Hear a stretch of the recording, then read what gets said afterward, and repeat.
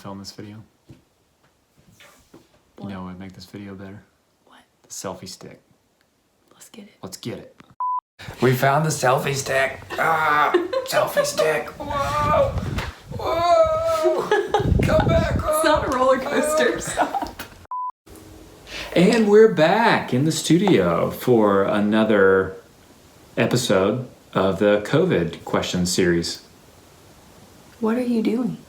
What? What do you mean? We're recording the studio. What are you wearing? What? These are earmuffs. And we're back in the studio for another episode of our COVID questions series. Last time, I think Ryan and Ashley talked about responding to the coronavirus and all of the craziness that it entails, trying to not respond with fear and anxiety. So today, we want to talk about a different type of response that you might have to all this, and that is the response of frustration or anger. Which I don't understand at all. Like, is anybody actually frustrated about this? Are people frustrated? I'm not angry. Calm down. Anyways, as we were saying, we empathize with the question. It's a great question. This was actually written in by one of... Your head looks like like a turnip. Or... Eat your vegetables. Because you get it, you turn up a mask. Anyways, the question we want to answer today is a good question. We're being sarcastic about not empathizing. The exact question, this was sent in by one of our students. Who was it? I don't want to say it on video because it could be embarrassed, but yeah, you can know. Anyway, the exact question was, how can I be content and limit frustration when I'm withheld from doing normal activities? So how can I be content, limit frustration when I'm withheld from doing normal activities? And that's a great question. Everybody feels this to some degree right now. This is true for us. There's normal things that we do and usually get to do on a daily or weekly basis that we don't get to do. So everybody feels a little bit, I mean, you can just kind of tell, right? Everybody feels a little bit on edge and frustrated by that. So what can you do about it? First and quickly, this is not like really my answer, it's just a thought, is practically there are some things you can do to help pass the time well. And 2 videos ago, we had AD Miles with us to talk about what are some things you can do to help pass the time. So if you haven't watched that, you might consider going back and at least checking out that video for some practical ideas of things you can do with a little extra time on your hands. And be thankful for the extra time that you have. Because you can do things like paint our living room. It's gonna be awesome. That's what we're doing. Yeah. Or you can have game nights or go on bike rides with your family, or you might get more family time in than you want, but it really is a good thing. Time to do things that we don't ever have time for because we're so busy. And then secondly, I guess we'd want to talk a little bit about having empathy, like during all this time when you're frustrated, is having empathy. So I think you wanted to talk a little bit about that and some of your experiences. So Romans 12 talks about Christians are called to weep with those who weep. And I think we're all at some point going to be affected by COVID-19 in terms of we're going to know somebody that's had the virus. Or know somebody that has died from the virus, and somebody that they love and care for. And so we need to be quick to walk a mile in their shoes and love on those people, and realize that they're facing things that are harder than us sitting at home. I think about my coworkers at the hospital who are day in, day out trying to go through the policy changes and figure out, what the next thing is that they have to do to deal with a lot of patients coming in with the virus, and watching people die alone, trying to FaceTime family members of people in the hospital who are dying and say, here, talk to your loved one. They can't be here, but you need to talk to them.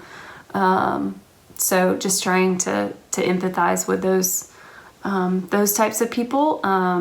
Also, we probably all know somebody who's been laid off of work. The elderly who are at double, triple the risk when they go out of their houses. Think about those people and try to have compassion for those around us that are dealing with this in a much harder way than we are. Mm-hmm. Yeah, and remember that was like the theme for our church this year, showing compassion in action. So when you're frustrated, try to think about others as well and have compassion. Okay. If you feel so mad that you wanna roar, take a deep breath and count to 4. 1, 2, 3, 4. And then third thing, numero tres, that I might say, is not exactly a fun or easy or straightforward answer. How do you limit frustration and be content is you just have to endure this. You have to choose to be content, like over and over, one day at a time, that you choose to not take out your frustration on others, that you choose to be thankful, and you choose to be content. Something I was actually reading just this morning from Romans chapter 5 says this, chapter 5, verse 3. It says, "We rejoice in our sufferings, knowing that suffering produces endurance, and endurance produces character, and character produces hope." And the idea here is that when you endure something and you continue through it, still choosing to be content, that it makes you into a different type of person. That, like precious metal, when it's tested in fire, it comes out stronger. And so I guess what I'm saying is that if you'll choose to still embrace contentment and choose to not express frustration, take it out on others over and over again, that at the end of all this, you'll be the type of person that can handle a total disruption differently than you could before, hopefully better than you could before. That disruptions to your plans, disruptions to your life, downtime, being quiet, being alone, being bored, you'll be able to handle those types of things differently and better than you could have before. I'll read you a quote from a commentary that I was reading as well with this passage by Douglas Moo. Moo. He said, "What we must do is recognize that God uses trials to build into our lives perseverance or endurance, which in turn leads to character, a quality that comes from having been proved. Then we truly can rejoice in the midst of suffering, knowing that God is at work, even in these evil things, to bring us blessing. Just as resistance to a muscle strengthens it, so challenges to our hope can strengthen it." So I guess I would say, like, let the difficult time do its work on you.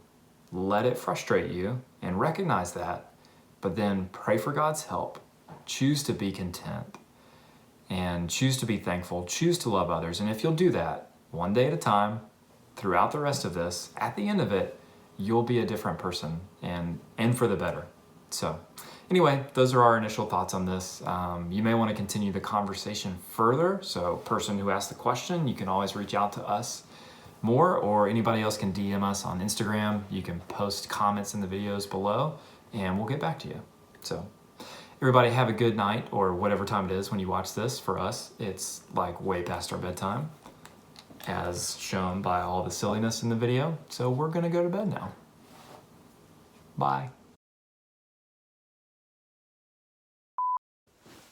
The selfie stick is so hard to hold though.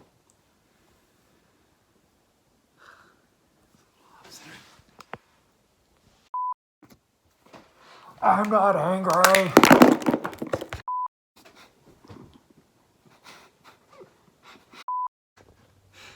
That is so freaky. Like, I don't know why it's more freaky on you than it is on me, but it definitely is. No.